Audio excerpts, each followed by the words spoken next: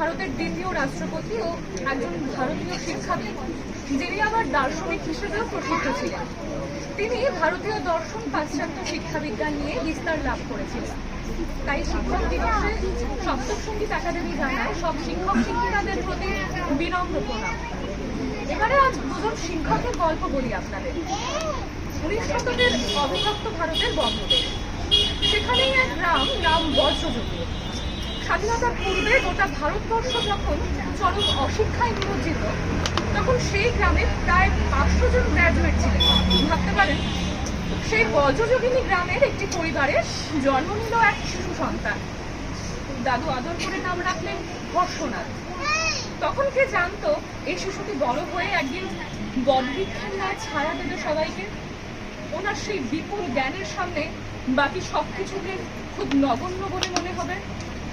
সেই বজ্রযোগিনী গ্রামে শিশুটি বড় হতে লাগলো ধীরে ধীরে। পরাধীন ভারতের সেই সময়ের অত্যাচারিত হতে হতে তিনি একসময় মিলিটারি জয়েন করলেন। তারপর 1947 স্বাধীন হলো ভারতবর্ষ, বিভক্ত হলো বঙ্গদেশ, পূর্ব পাকিস্তান আর পশ্চিমবঙ্গ হিসেবে। সেই দেশভাগের অসীম যন্ত্রণায় কাটল অনেক বছর। এবারে ছোটবেলায় যে স্কুলে তিনি ভুলেও কখনো দ্বিতীয় হননি, প্রত্যেকবার প্রথম হয়েছেন সব পরীক্ষায়, সেই স্কুলে তিনি এলেন প্রধান শিক্ষক হিসেবে, বজ্রযোগিনী JK মাল্টিলিটারাল হাই স্কুলে। তার তখন সে কি জ্ঞান, তার সে কি দাপট। ঠিক তেমনি অন্যদিকে তার গভীর স্নেহ ছাত্রদের প্রতি। কেউ না খেয়ে থাকলে নিজের বাড়িতে এনে খাওয়াতেন। এভাবেই দিন কাটছিল মাস্টারমশাইয়ের। তারপর সেই 1971-এর বাংলাদেশের মুক্তিযুদ্ধ। বাংলাদেশে সে কি দুর্দশা, সে কি দুর্ভিক্ষ। মাস্টারমশাই তার পরিবারকে বাঁচাতেই একান্ত এলেন ভারতবর্ষে। এই দেশে এসেও তিনি আবার পড়ানো শুরু করলেন।